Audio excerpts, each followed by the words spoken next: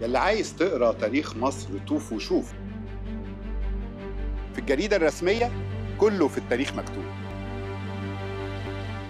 تاريخ مصر الحديث اللي ابتدى من أول ثورة 1919.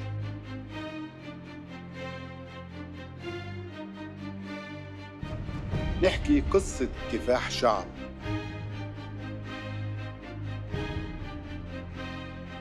الماضي هو خيط البداية. التاريخ بيقرأ الحاضر والمستقبل، لأن أحداثه بتكشف لنا حاجات كتير. معاهدات، اتفاقيات، تحركات دولية محلية.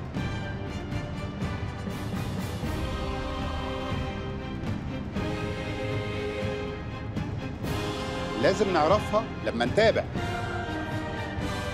استنوني على تويتر في الجريدة الرسمية.